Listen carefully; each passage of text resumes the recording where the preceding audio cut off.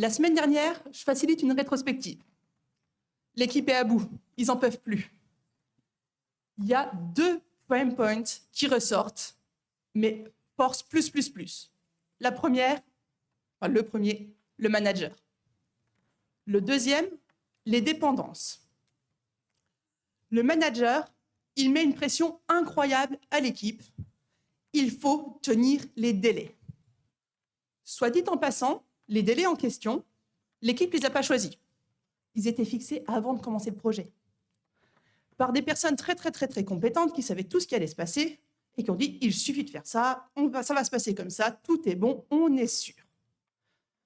Vous n'imaginez pas la bande passante qu'il faut pour gérer, du coup, toute cette pression et toutes les solutions qu'on met en place pour que les délais soient respectés. On a rajouté des devs, parce qu'évidemment, s'il y a plus de devs, ça ira plus vite.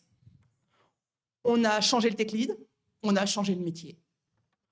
Là, ce à quoi on pense, c'est peut-être changer le PO, ou éventuellement, la nouvelle bonne idée, ce serait de passer au forfait. Parce qu'avec le forfait, au moins, on sait pour combien on en aura. Évidemment, ces personnes n'ont aucune connaissance de ce qui se passe sur le terrain. D'où le deuxième pain point, les dépendances. Si au moins mon équipe, elle était autonome, on ne dit pas, mais il y a des dépendances. Et on galère. Des équipes qui s'engagent et qui ne respectent pas leurs engagements. On essaye de leur mettre la pression, ça ne change rien. On a rajouté des devs, pas plus de fiabilité. C'est insupportable, mais insupportable. On ne s'en sort pas. Mais pourquoi on cherche avec autant d'énergie à être prédictible? Parce qu'au fond, on a une envie profonde de sécurité et de simplicité. Je veux savoir si j'avance. Je veux savoir si mes équipes, elles avancent. Je veux même savoir si elles travaillent des fois. Je veux savoir comment elles travaillent. J'aimerais savoir quand est-ce que mon projet sera délivré pour pouvoir me projeter dans le long terme. Toute cette planification, elle me ferait du bien. Ça rendrait ma vie plus simple et ça, j'aime ça. Je voudrais que tout soit dans ma zone de confort, dans ma zone de compétence, dans mon périmètre. Et ce n'est pas le cas. Pourquoi ce n'est pas le cas? Parce qu'on navigue tout ce système avec une grande naïveté. La croyance qu'on peut toujours être prédictible. En tant que développeur, développeuse, vous le savez, les aléas, ça fait partie du quotidien. On découvre des choses, on a des dépendances, on avait anticipé et ça ne se passe pas comme on veut. C'est inhérent au métier du développement et on pourra revoir pourquoi un peu plus tard. Et vous allez me dire, alors, qu'est-ce qu'on fait? Eh bien, on rétrospecte. On apprend à identifier là où on est. Un peu comme le thermomètre dans l'eau du bain du bébé. On le met, on regarde la température, on ajoute de l'eau chaude, on ajoute de l'eau froide, on voit comment c'est, on recommence. 10 minutes plus tard, on recommence. Enfin, vous voyez le truc. Avec le bébé aussi? Le bébé, on le met dedans à un moment ou à un autre. Et c'est ça qu'on va essayer de faire. Une fois qu'on sait où on est, on peut partir de là pour voir qu'est-ce qu'on fait. On est prédictible, qu'est-ce que ça nous donne envie de faire? On ne l'est pas, qu'est-ce que ça nous donne envie de faire? On n'est pas prédictible et on a envie de l'être, qu'est-ce qu'on expérimente?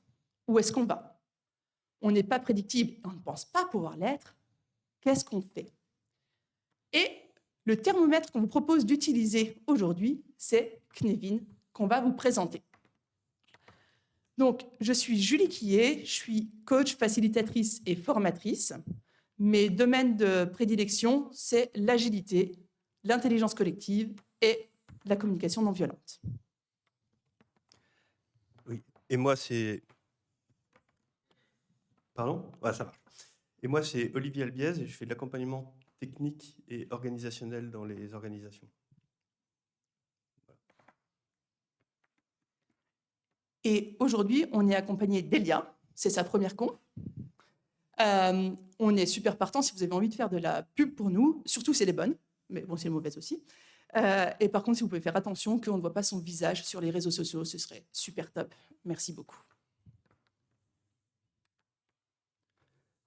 Il y a le passage des sponsors de la conférence, qu'on remercie de pouvoir tous être là et fonctionner.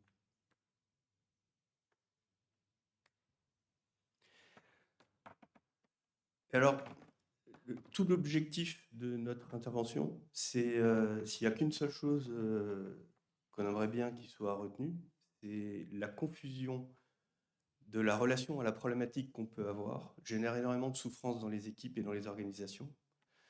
Et du coup, on va essayer de vous montrer des outils qui permettent de lever cette confusion.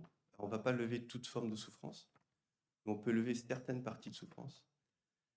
Et ça va être l'objectif de donner un modèle, une boussole, un thermomètre, peu importe, qui va permettre de comprendre où est-ce qu'on est, ce qui se passe, et de sortir de cette confusion.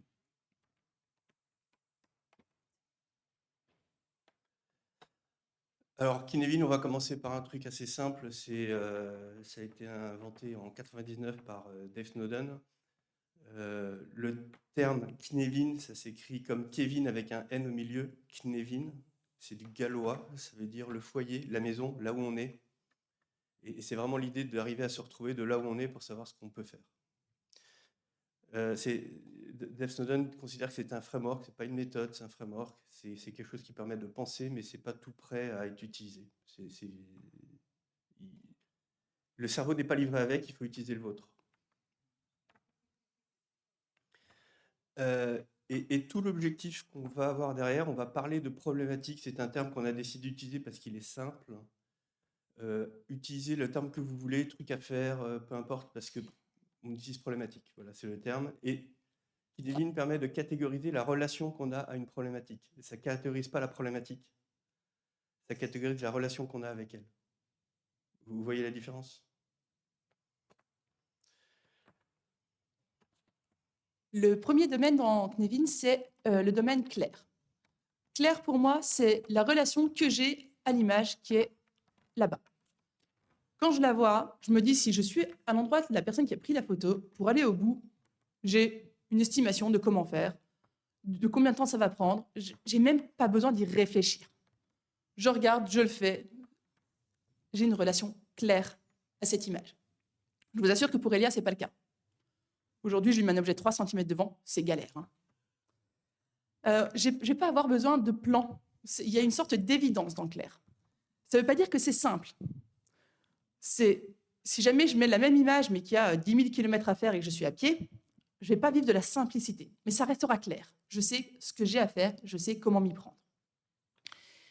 Le nombre d'éléments, en général, dans cette catégorie, va être restreint, en tout cas largement appréhendable par mon cerveau sans avoir besoin forcément de faire d'efforts.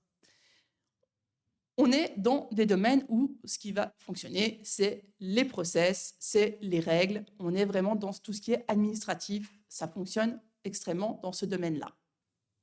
On va chercher les meilleures pratiques. Là encore, les meilleures pratiques, on peut les améliorer avec le temps, mais une fois que j'ai identifié où est-ce que je suis, ce qui est du coup le processus d'action qui est proposé, j'observe, je catégorise, et ma réponse, elle est toute trouvée. Et elle est, entre guillemets, unique. J'ai mon process. Là encore, dans les entreprises, on peut avoir des process qui sont extrêmement clairs, et pour autant qui ne sont pas simples. Je peux avoir beaucoup de validations à attendre, etc. Et pour autant, le process est clair. La relation cause-effet, elle est évidente, comme ma relation à la problématique. Je sais que je sais. La prédictibilité, elle est maximale, la répétabilité aussi. Souvent, d'ailleurs, on aimerait être là. Toutes les problématiques que je vous nommais au début, ça parle de mon envie que ma relation à la problématique, elle soit ici. J'ai envie d'être prédictive, j'ai envie que tout soit évident. Les risques à cet endroit-là, c'est de croire que tout est résolvable par du process. Donc de dire, si jamais je n'ai pas encore la solution, c'est que je ne l'ai pas suffisamment abouti, je n'ai pas suffisamment mis de process en place. On va avoir les risques de complaisance ou de biais d'engagement vis-à-vis des actions du passé. Peut-être que le contexte a changé, mais j'ai du mal à remettre en question mes solutions. Là, ça pourrait être un problème. Et le fait de perdre de vue le pourquoi. J'étais dans un carrefour un jour, et il y a vous savez où il y a les différentes caisses, et il y a la caisse panier. J'étais dans un endroit où on est particulièrement rigoureux sur les process. Je vois une personne arriver avec 3 objets dans la main. J'observe attentivement. Elle arrive à son tour, on dit « Mais vous n'avez pas de panier, madame. » Allez chercher un panier et refaites la queue. Le process est clair, mais on a oublié l'intention derrière. On a un peu perdu de vue la caisse panier, c'est « j'ai peu d'articles ». Et c'est un des risques de cette catégorie-là et des solutions qu'on met en place. Si on perd de vue le pourquoi, et on peut se retrouver avec des aberrations. Le deuxième domaine, c'est le domaine du compliqué. Dans le compliqué, les relations de cause à effet, là aussi, elles sont permanentes, répétables, mais par contre, elles ne sont plus évidentes. Je vais devoir les chercher. Compliqué, ça va être un petit peu la pelote de laine avec les nœuds. Je vais devoir réfléchir à comment dénouer tout ça. Moi, j'ai une relation compliquée avec l'image qui est en haut. Ça veut pas, si je me pose et que je regarde, je vais comprendre comment fonctionnent les routes. Mais a priori, juste en la regardant comme ça ne va pas être auto-évident le comment je vais du point A au point B. On est vraiment dans le domaine des experts, dans le domaine des ingénieurs. Ça va être l'analyse qui va primer.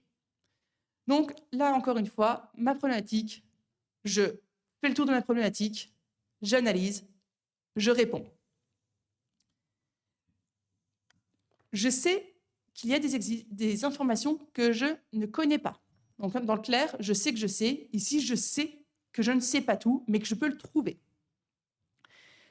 Les risques qu'on a dans cette problématique-là, dans ce domaine-là, pardon, c'est le monopole des experts. Donc le fait que finalement la connaissance ne soit plus détenue que par très très peu de personnes et que ces personnes, potentiellement si elles partent, on va monter d'un cran dans notre relation à la problématique.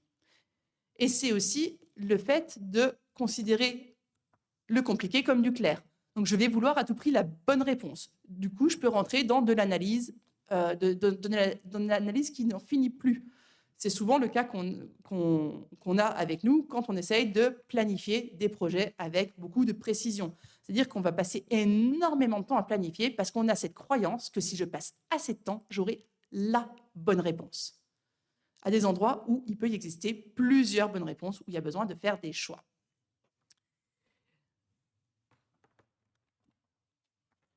Yep. Pas sur la complexité. La complexité, elle apparaît quand on est dépassé au niveau de notre modèle cognitif. C'est-à-dire que le modèle qu'on a vis-à-vis du problème, la problématique qu'on a, la relation qu'on a un ensemble de paramètres qui est trop gros, qu'on n'arrive plus à gérer dans nos têtes. À partir de ce moment-là, on n'est plus capable de comprendre exactement les chaînes de causalité, ce genre de choses. Des fois, il n'y a même plus de chaîne de causalité, on est passé dans du systémique, et donc il y a des cycles de causalité. Ça échappe à notre capacité cognitive, on est débordé. Dans ces conditions-là, on va pouvoir, dans ce domaine, on est capable du coup de faire une action, et en regardant le monde autour de nous, on peut comprendre ce qui vient de se passer vis-à-vis de notre action. Donc on est capable de rétrospecter. Voilà. Ça ne signifie pas que toute rétrospection, on peut toujours rétrospecter tout le temps. La question c'est est-ce que cette rétrospection peut être utile? Vous voyez, c'est pareil, on peut toujours avoir un modèle, on peut toujours avoir une idée de comment ce qu'il faut faire. La question c'est est-ce que ça marche? Et là, dans le domaine du complexe, il est possible de faire la rétrospection, et la rétrospection peut être utile pour améliorer notre capacité à comprendre et progressivement, peut-être même faire passer du complexe à du compliqué. Pour autant, la seule chose qu'on peut faire, c'est de faire une action, de rétrospecter. Et comme c'est la seule rétrospection qui nous permet d'avoir une compréhension sur ce qui se passe, il faut augmenter la capacité à rétrospecter et donc rétrospecter plus souvent. D'accord? Et on le fait parce que l'action principale qu'on va avoir à cet endroit-là, ce sont des actions d'apprentissage, beaucoup moins de production. On essaie de comprendre les chaînes de causalité, on essaie de comprendre quel est le modèle qui fonctionne à cet endroit-là. Dans le compliqué, on avait un modèle mental qui était à peu près correct et qu'on devait un peu naviguer dedans. On avait des prédictibilités qui étaient linéaires, c'est-à-dire on va se tromper, mais d'un ordre de grandeur raisonnable. Dans le complexe, c'est les modèles mentaux qu'on va itérer. Et du coup, notre prédictibilité est très très faible. Par exemple, pour moi, quand je suis en relation avec la photo en haut, je vis de la complexité. Si j'essaye de traverser, je n'ai pas d'idée. Je peux me poser longtemps sur la photo, je ne vais pas savoir comment traverser. Je vais me dire, OK, je vais devoir essayer de voir, est-ce qu'il y avait un chemin un peu plus tôt que je n'ai pas vu? Comment je peux descendre? Est-ce que c'est profond? Est-ce que c'est pas profond? Est-ce que je peux traverser à pied? Ça, j'ai pas l'impression, etc., etc. C'est l'itération qui va me permettre d'avancer dans ma navigation de ma problématique. Potentiellement, l'un d'entre vous connaît extrêmement bien cet endroit et dit, non mais tu remontes de 5 minutes le cours d'eau et il y a un téléphérique qui traverse. Moi, je n'ai pas ce rapport à la problématique, je n'ai pas cette connaissance. En fait, dans cette histoire de la complexité, et c'est pour ça qu'on parle d'une relation qui nous caractérise entre nous et une problématique, c'est la relation qu'on caractérise et ce n'est pas la problématique. Il y a des problématiques qui, quand on les règle tout seul, sont du domaine du compliqué ou des fois même du clair, et quand on veut les faire en groupe dans une organisation, peuvent basculer dans du complexe. Parce que chaque organisation rajoute un nombre de paramètres à la problématique et peut faire basculer de quelque chose de clair compliqué, ou de clair vers compliqué, ou de compliqué vers complexe, parce que maintenant on est débordé et qu'on a plein de trucs en plus qu'on n'imaginait pas. Vous voyez, choisir un resto à deux, ça va être assez clair ou compliqué, mais ça se fait, on a un modèle. Si on veut choisir un resto à 50 ou 60, ça ne va pas être la même histoire. Et on ne sait pas exactement combien de temps on va mettre pour le faire. Il y a des choses qui vont être d'un autre ordre de grandeur. Vous voyez? Et ça, c'est le paramètre que va rajouter l'organisation. Et ce qui fait que des fois, quand nous, en informatique, on est en train de coder quelque chose, on peut se dire, oui, mais dans d'autres organisations, ce truc était compliqué à faire, mais ce n'était pas l'enfer dans lequel on est là. Oui, parce que dans cette organisation-là, il y a des choses qui vont rajouter des paramètres à notre problématique et qui vont nous la faire échapper. D'accord? Donc c'est bien la relation du groupe, de l'organisation vis-à-vis de la problématique qu'on est en train de regarder, pas la caractéristique intrinsèque qu'on pourrait imaginer d'une problématique. Et il y a un autre truc qu'il faut qu'on... Pour nous, c'est le cœur de notre message. C'est la différence entre du compliqué et du complexe. Le compliqué, c'est le modèle de l'ingénierie. C'est du modèle qui est raisonnablement prédictif, dans lequel nos outils d'analyse fonctionnent. Le complexe, on n'a pas ces outils-là. Et du coup, on a toujours envie de retourner de l'autre côté, parce que c'est prédictible. Du coup, tout le monde est satisfait de pouvoir avoir une idée d'un plan. Dans du complexe, le plan, il n'est pas inutile, mais il ne va pas délivrer la même valeur que dans le compliqué. Dans le compliqué, le plan, c'est quelque chose qui va nous permettre de suivre et de voir où on en est. Dans le complexe, le plan ne sert que comme outil d'alignement pour des actions, mais il ne sert pas en tant que plan pour un suivi. On va le jeter très vite, ce plan, et on sait qu'on va le jeter très vite, mais il nous a permis de nous aligner en tant que groupe humain pour arriver à faire quelque chose. Vous voyez? Donc, comme le complexe, on a perdu la plupart de nos outils de réflexion et qu'on a perdu la prédictibilité, tout le monde est dans un inconfort à cet endroit-là. Vous voyez ce que je veux dire? Et il se trouve que dans notre domaine informatique, on maximise l'entropie par notre travail. C'est-à-dire, tout ce qui est arrivé dans du clair, à fur et à mesure qu'on a travaillé sur les choses, ça a été automatisé et c'est évacué de notre scope. Et du coup, ce qui reste, c'est toujours les trucs les plus difficiles à un moment donné.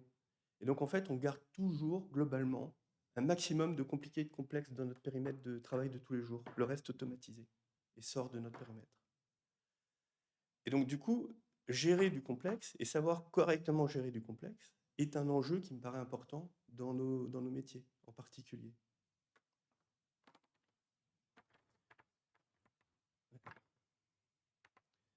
Le dernier domaine, c'est le chaos. Alors, le chaos, il n'est pas toujours évident à appréhender. Souvent, il a une forme du complexe et du chaos peuvent avoir la même forme à un moment donné. On va dire globalement que dans le chaos, on est souvent dans des situations de crise. Les situations de crise c'est du chaos. Tout le chaos n'est pas situation de crise. Il y a du chaos qui peut aussi être dû à des processus aléatoires de base. Il y a tout un tas d'autres phénomènes. Disons que dans le chaos, la grosse caractéristique qu'on va avoir, c'est qu'on ne peut ni prévoir, comme dans le complexe, mais surtout dans le chaos, on ne peut pas rétrospecter. On peut toujours rétrospecter, on ne peut pas rétrospecter utilement. D'accord? On peut toujours avoir un modèle mental, mais il ne va pas être utile pour arriver à faire quelque chose. Il y, a- il y a des, il y a plusieurs exemples. Un exemple, dans des situations de crise, s'il y a un incendie au 4e étage et que vous avez un escalier de secours à droite et un escalier de secours à gauche, vous allez faire un choix de prendre celui de droite ou de prendre celui de gauche. Et peut-être que vous allez sortir vivant de cette expérience-là, mais je ne suis pas sûr que vous pouvez en tirer une rétrospection utile de l'escalier de droite ou l'escalier de gauche pour les prochains incendies. Vous voyez, on peut avoir fait quelque chose, mais ça ne va pas donner d'informations utiles la prochaine fois que ça se fait, qu'est-ce qu'on fait de particulier. Du coup, en fait, dans le chaos, ce qu'on fait, c'est globalement, on agit, et puis on attend que ça se passe. Le chaos n'est pas stable dans l'idée de Snowden, c'est-à-dire qu'il se réglera toujours soit dans du complexe, du compliqué ou du clair. Donc il n'a pas de stabilité, et il n'est pas forcément mauvais. C'est juste qu'il échappe à notre capacité à prévoir et à comprendre. Et il va se régler. Donc on fait des choses en attendant. Ne rien faire, c'est faire une chose. On va faire au mieux, quoi. Si vous avez des questions ou des besoins de clarification sur ce qu'on vient de dire, n'hésitez pas. La chose qu'on va éviter de faire dans le chaos, c'est de rajouter des éléments. De se dire, plus on va rajouter d'éléments, plus on va augmenter la problématique. Donc, c'est vraiment une des choses qu'on va éviter. Et au contraire, si on voit des actions qui nous permettent de réduire le nombre d'éléments, on va les favoriser. La relation que j'ai à l'image en haut est chaotique. C'est-à-dire que là, je ne sais même pas comment itérer pour rétrospecter. Je peux essayer, mais je ne sais même pas, est-ce que devant moi, j'ai un ravin? Est-ce que ça vaut le coup de bouger? Est-ce que ça vaut le coup d'attendre qu'il n'y ait plus de brouillard? Comment ça va être? Je n'en ai aucune idée. Là, je suis perdu et je ne peux que attendre de me retrouver dans une autre situation pour pouvoir itérer, pour pouvoir avancer. Le dernier domaine, c'est le domaine de la confusion. Il est au centre des 4 autres domaines. C'est un domaine dans lequel on se retrouve majoritairement pour 2 raisons. Une qui est moins chère que l'autre. La première, c'est je sais que je ne sais pas où je suis. Je suis dans la confusion. Est-ce que ma relation à la problématique, elle est claire, elle est compliquée, elle est complexe, elle est chaotique? Alors, quand je parle de ma relation à la problématique, ça peut aussi être en tant que groupe. En tant que groupe, notre relation à cette problématique, comment elle est? Mais si je sais, c'est déjà le moins cher. Je peux commencer à faire des hypothèses, à essayer de clarifier, essayer de savoir où je suis. C'est tout l'intérêt de Cynefin, c'est de se poser cette question et même de se la reposer régulièrement pour ne pas se perdre et tomber justement dans la deuxième confusion qui est la plus chère, c'est je crois savoir où je suis. Et c'est exactement ce qui se passe quand je m'acharne à faire des plans sur une problématique complexe. C'est je me dis, je ne suis pas dans du complexe, je suis dans du compliqué. Si je mets assez d'énergie, assez d'efforts, j'aurai cette prédictibilité. Je vais m'acharner, m'acharner, m'acharner, m'acharner. Je ne suis pas au bon endroit. On va avoir beaucoup de discussions. En faisant ça, en plus, je peux faire passer mon problème qui est complexe en chaotique. Parce qu'en plus de gérer tous les aléas qui sont déjà inhérents à mon projet ou à mon métier, je dois gérer tous les aléas des devs qui arrivent, des devs qui partent, des changements de périmètre, de la pression qui arrive. Et toute cette gestion-là, elle s'ajoute à une complexité qui est déjà présente. Et c'est vraiment la grosse invitation de Cynefin, c'est déjà de mettre l'énergie de savoir où est-ce que je suis, parce que ça va potentiellement me permettre d'avoir des stratégies, de mettre en place des actions adaptées à ma relation à la problématique.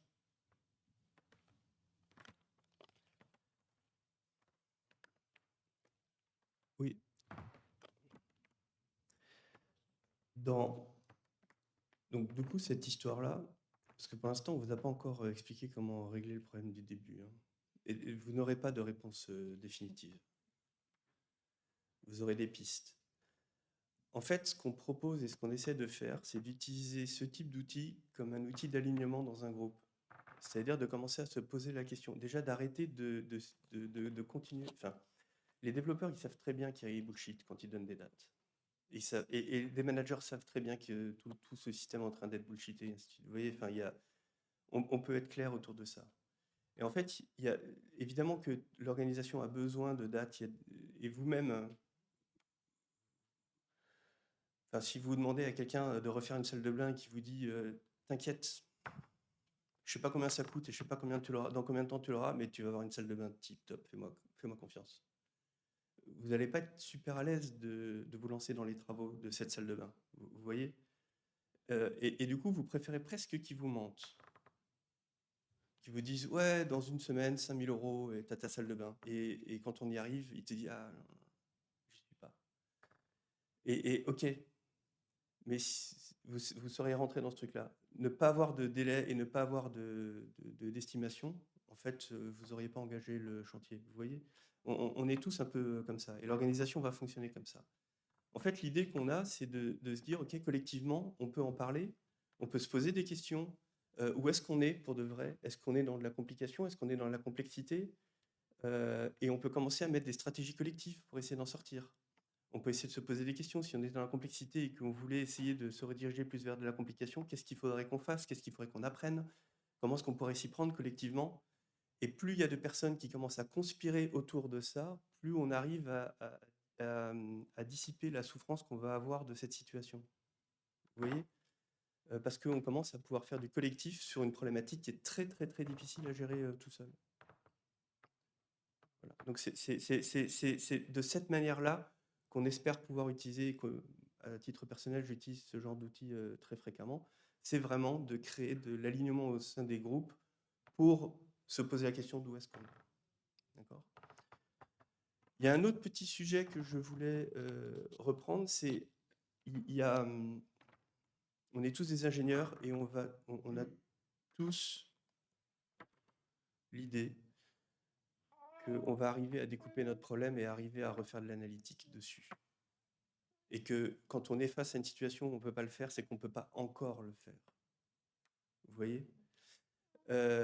Et il y a une idée qui était dans cette histoire-là, c'est les premières personnes qui ont fait des critiques des démarches analytiques de Descartes, je ne me souviens plus de son nom, Philippe Sellier. Il dit, si on prend une voiture et qu'on la démonte pour nettoyer toutes les pièces et qu'on la remonte derrière, on a une voiture qui va marcher. Vous voyez ? Quand on fait un être humain, quand on prend un être humain, qu'on le démonte en pièces détachées et qu'on nettoie chacune de ces pièces et qu'on le remonte, on a tué un être humain. Il y a, dans une voiture, les liens entre les parts sont beaucoup moins importants que dans un être humain. Et peut-être qu'un jour, on arrivera à le faire. Et au fond de vous-même, peut-être qu'il y a quelque part un truc qui dit oui, on ne sait pas encore bien découper, et qu'un jour, on arrivera à savoir bien découper et on pourra faire des trucs. Mais pour l'instant, ce n'est pas le cas, et du coup, ce n'est pas la peine de rêver de ce truc.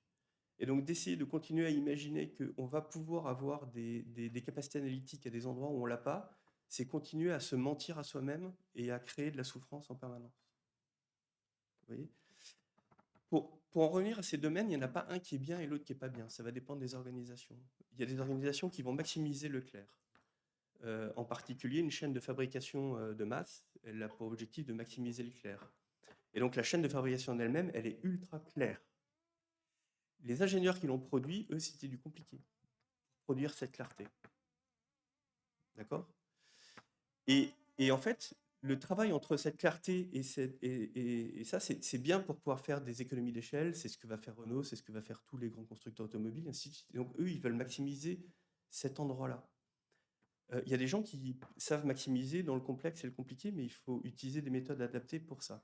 D'accord ? On peut très bien vivre dans le complexe et dans du compliqué. Il n'y a pas de, c'est pas mauvais c'est juste qu'il faut éviter d'utiliser des méthodes analytiques ou des méthodes qui ne vont pas être adaptées au domaine dans lequel on veut se maximiser. Vous voyez ?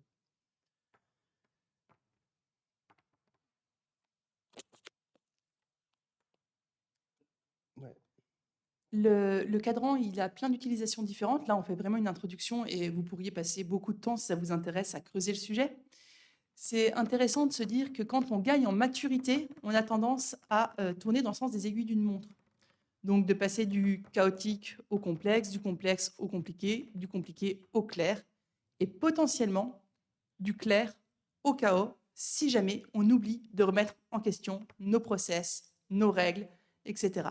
Donc, en tant que groupe, la maturité va faire qu'on va naviguer à l'intérieur de ce cadran qui n'est pas du tout figé. La relation problématique, elle va évoluer en fonction de ce qui se passe au sein de l'organisation, en fonction de ce qui se passe au sein des groupes. Et dans cette, et dans cette histoire, il y a, il y a la relation qu'on a avec la problématique, il y a la relation que le marché a avec cette problématique.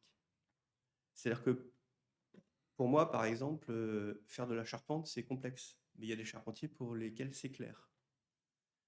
Vous voyez? Et du coup, je peux demander à un charpentier de le faire. C'est pas... Le fait que le charpentier m'apprenne, par exemple, ça va pas forcément être clair pour lui de comment m'apprendre. Il sait comment le faire, mais la clarté d'apprentissage n'est pas la clarté de faire. La relation, c'est pas la même. Vous voyez? Et il y a des gens qui ont travaillé sur le fait d'apprendre, et du coup, maintenant, ils ont la clarté pour faire apprendre quelque chose, qu'ils ont à la fois en clarté de faire et d'apprendre. Vous voyez? Dans un groupe, on peut très bien se retrouver avec une personne pour laquelle une problématique est compliquée ou claire, et qui n'aura pas du tout la compétence pour la transmettre au groupe, et qui va rester dans la complexité en tant que groupe, même si il y a un individu qui, pour lui, c'est beaucoup plus évident. Vous voyez? Et donc, en fait, c'est intéressant de pouvoir en discuter, de dire pour chaque personne où est-ce qu'il se situe par rapport à la problématique, et de pouvoir en discuter.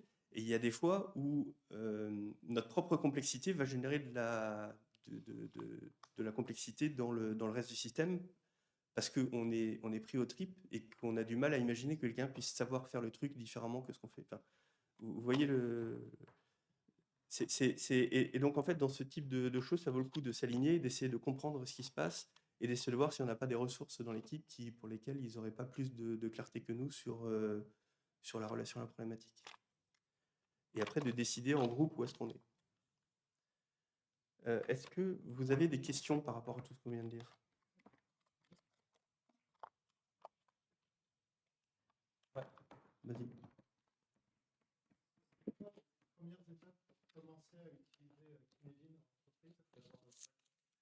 Alors moi, j'en parle et je pose des questions. Pardon? Oui. C'est quoi les premières étapes pour utiliser Kinevin en entreprise? Moi, j'en parle et je pose la question aux personnes autour de moi. C'est-à-dire, je leur explique le modèle rapidement et après, je leur dis, OK, par rapport à cette problématique, vous pensez être où? Et quand je suis surpris de ce qu'ils vont me dire, je vais commencer à poser des questions pour essayer de sentir. Encore une fois, on a un biais à la complication. Hein. On a un très fort biais à la complication. J'ai répondu à ta question? Il y a d'autres... Vas-y.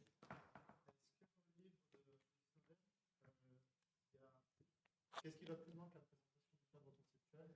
Il y a des méthodes d'analyse, d'exploration Alors, il a développé des théories de dynamique dans son diagramme de cycle d'innovation, de techniques pour pouvoir revenir à de la complication et ainsi de suite. Donc, il y a tout ce concept de dynamique, on ne rentre pas dedans. On a un collègue qui fait des formations de 3 jours. Là, ici, on a 45 minutes. Vous voyez qu'il y a... Il y a la matière autour de ce type de sujet. C'est vraiment introductif. Moi, mon intention personnelle, c'est dans beaucoup d'organisations, il y a de la souffrance sur ces questions de prédictibilité. Il y a des gens qui se sentent incompétents parce qu'ils n'arrivent pas à être prédictibles, alors qu'on est dans un domaine où on ne peut pas l'être et où c'est intrinsèque à la situation. Et du coup, en parler permet de diminuer la souffrance personnelle, en tout cas des gens, vis-à-vis de cette situation-là. Donc on donne des outils déjà pour diminuer la souffrance. C'était vraiment l'intention de base. Et même avec l'agilité, je pense qu'on perd de vue le fait qu'on s'attaque beaucoup à des problématiques complexes. Donc si vous voyez les actions de rétrospective, comme c'est vécu comme un échec quand ça ne fonctionne pas et pas comme un apprentissage. Il y a beaucoup de revoir qu'est-ce que ça veut dire naviguer la complexité. Le fait de dire, on a fait un apprentissage génial, on sait que c'était naïf. Qu'est-ce qu'on a appris? Et arrêter de penser, parce que le fait de voir une expérimentation de rétrospective qui n'a pas fonctionné comme un échec, c'est du compliqué. C'est de se dire, si on avait suffisamment réfléchi, on aurait fait autrement. Là où c'est faux. Et on voit qu'en tant que groupe, en tant qu'individu, c'est vraiment un travail de faire ce deuil de si jamais je réfléchis assez, j'aurai la bonne réponse. Et moi, je vois dans les équipes que j'accompagne, le fait de dire réduisez le temps où vous voulez tout anticiper sur les projets. Et c'est dur, on peut avoir mais des mois et des mois pour des projets de quelques semaines, avec la croyance que si on réfléchit suffisamment, on aura toutes les réponses. Ce sera dérisqué. Et le coût après du changement, il est beaucoup plus cher, lié à cet investissement-là, lié à ce biais d'engagement. C'est pour moi la première approche et la première chose, c'est de faire comprendre qu'est-ce que ça veut dire la complexité et comment on navigue la complexité et en quoi c'est très différent du compliqué de ce dont on a l'habitude.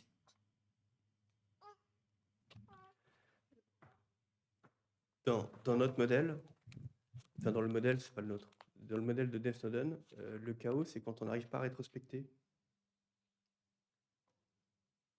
Donc, dans vos équipes, quand on n'arrive pas à rétrospecter, on est sorti du complexe. On est déjà dans le chaos. C'est-à-dire qu'on n'arrive pas à faire sens. Même, c'est-à-dire que ne pas savoir rétrospecter va maximiser le chaos dans les groupes. Ça a du sens que je...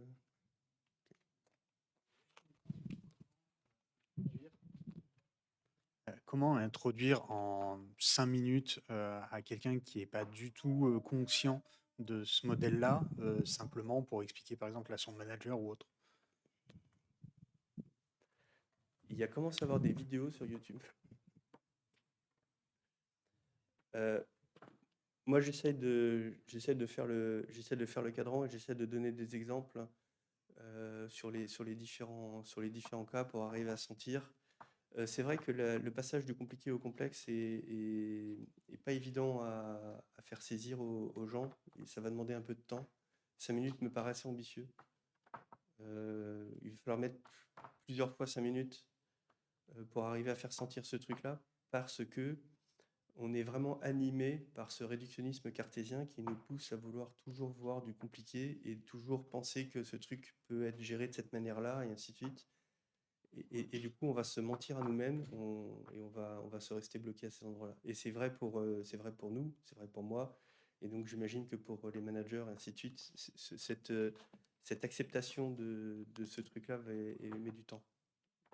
Et d'autre part, il y a plusieurs choses qu'il faut... on peut dire, oui, bon, ben, c'est pas prédictible, hein, et puis tant pis, voilà. Et salut. Et en fait, non, c'est pas prédictible, c'est juste le démarrage de quelque chose. On fait quoi maintenant que c'est pas prédictible? Quelle méthode on va utiliser? Comment est-ce qu'on va faire? Parce qu'en fait, notre organisation a besoin d'informations. Ils ont besoin d'estimation de budget, ils ont besoin de trucs de ce goût-là. Vous voyez? Donc on peut pas juste faire du pushback et dire ben, démerde-toi, on est dans le complexe, salut quoi. Et c'est souvent vécu comme ça au démarrage, donc je vous invite à faire attention de ne pas de rester collaboratif et de trouver des solutions ensemble, manager y compris et hiérarchie y compris, parce que sinon on va créer des tensions et on va sortir d'une souffrance en mettant d'autres dedans. Vous voyez? Ce qui n'est pas du tout l'intention qu'on a. Donc c'est plus de créer ensemble des solutions et d'essayer de voir qu'est-ce qui est possible de faire ou pas. Il y a... D'une manière générale, moi, si je veux en parler très rapidement, j'essaie déjà d'identifier la personne où est-ce qu'elle a vécu cette pression d'être autre part que dans du complexe. Parce que si j'essaie de lui faire voir là où les autres le sont, ça va être difficile à entendre. Par contre, toute personne, une grande partie des personnes vont avoir ces endroits où elles subissent une impression de simplicité. Et elles vont, mais c'est pas si simple. Et toucher, ok, c'est pas si simple. Et qu'est-ce qu'on peut faire? Et déjà, de commencer par l'endroit où la personne le subit est en général beaucoup plus accessible que les endroits où elle va contribuer à le faire subir aux autres. Et du coup, en 5 minutes, pour moi, c'est déjà un bon démarrage de dire, est-ce que tu vois? Et aussi, si jamais j'ai quelque chose à faire, c'est d'anticiper. Donc, je sais ce qui risque de se passer, par exemple sur la rétrospective, et déjà de parler de, est-ce que vous pouvez toucher l'intérêt d'expérimenter et dès maintenant de réduire le biais d'engagement parce que ça va faire mal. Et cet axe-là, je le trouve intéressant, même quand je n'explique pas toute l'agilité ou des choses comme ça, la rétrospective, je vais vraiment insister sur cet axe-là de l'apprentissage beaucoup plus que le résultat.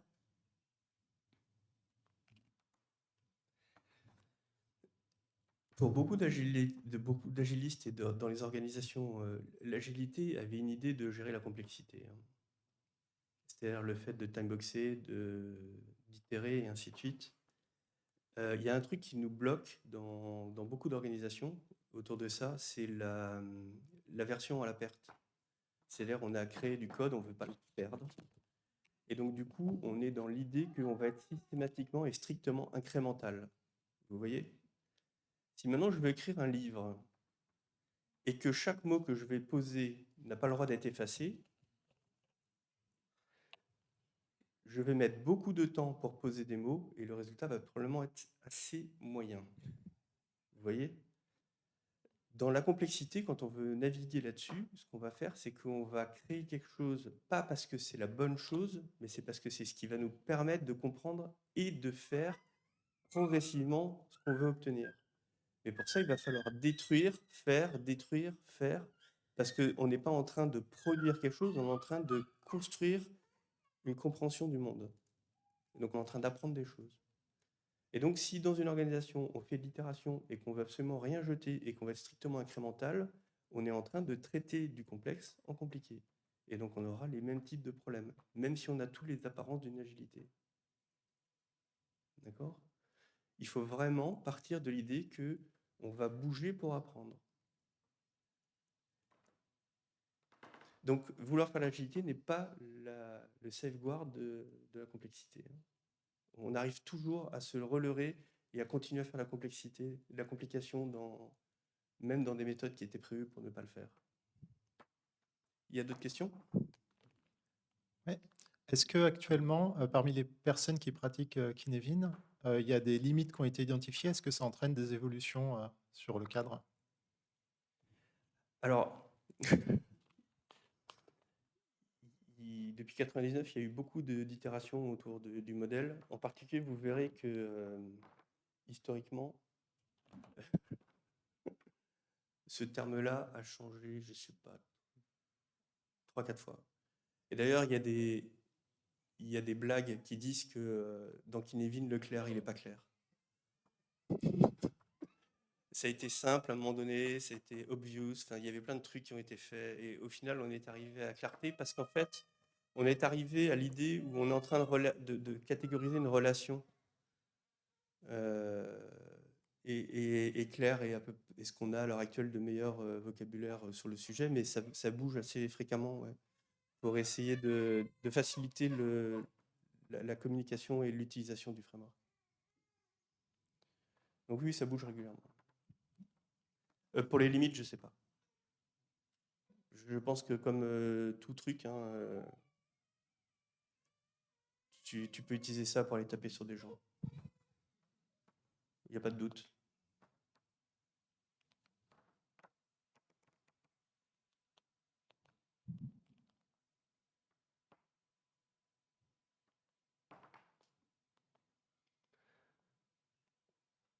Bah écoutez,